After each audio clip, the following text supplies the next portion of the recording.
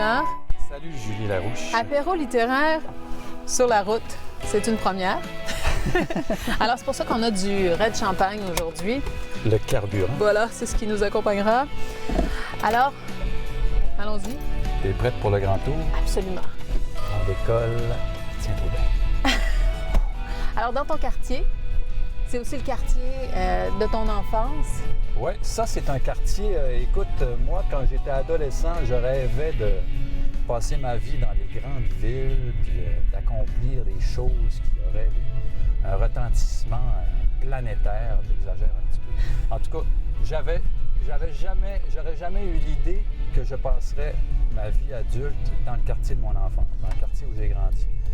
Et la raison pour laquelle on fait cette visite aujourd'hui, c'est aussi parce que ce quartier-là, il est très présent dans ton œuvre. Oui, c'est la matière, je pourrais dire. C'est quelque chose que je n'ai pas choisi, mais c'est quelque chose qui fait partie de ma poétique, je pourrais dire. Les mots que j'ai entendus, que j'ai lus sur les affichettes au coin des rues, sont ancrés dans ce territoire-là, puis ça fait partie de...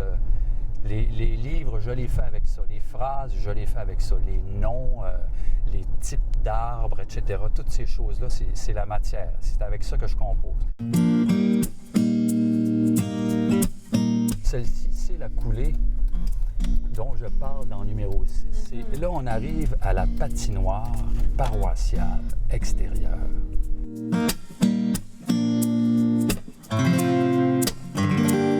Là, on est sur le sol premier, le sol fondateur de la patinoire où le numéro 6 a appris à patiner. Où le grand chef montreur des choses, faisant comme ça, en reculant avec ses claques, il a appris à son garçon à patiner.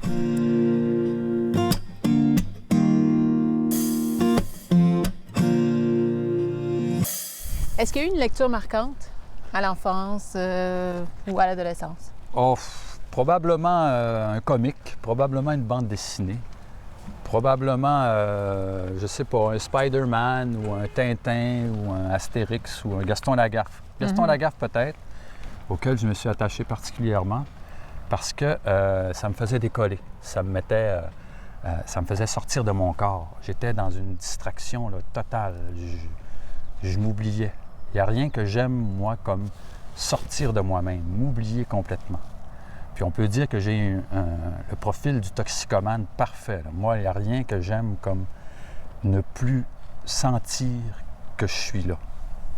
Et pour moi, l'art, c'est quelque chose qui est de cet ordre-là. Je décolle, je suis dans un autre monde. Est-ce que l'écriture provoque le même trip?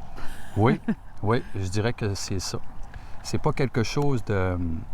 C'est difficile, c'est très difficile, mais à partir du moment où c'est comme une passion, c'est quelque chose qui dévore. Pour terminer ce beau périple, Hervé, c'est une tradition à l'apéro littéraire. On aime bien avoir les suggestions de lecture, les coups de cœur. Est-ce que tu en as un à nous proposer? J'en ai un, oui. C'est un livre qui a été publié en italien pour la première fois en 1961 qui s'appelle « Le jour de la chouette ». L'écrivain s'appelle Leonardo Ciaccia. Il y a des personnages, il y a une façon de raconter les choses qui est tellement formidable. Et on a l'impression de connaître l'âme sicilienne, ou en tout cas de se donner l'impression de cette connaissance-là d'une façon qui est très claire. Merci infiniment. Un petit toast? Un petit toast, oui. Au Red Champagne? On fait ça... on l'a pas honoré tant que ça. Pas ça cul sec, c'est un peu sucré. Non. Merci. Merci à vous. Infiniment.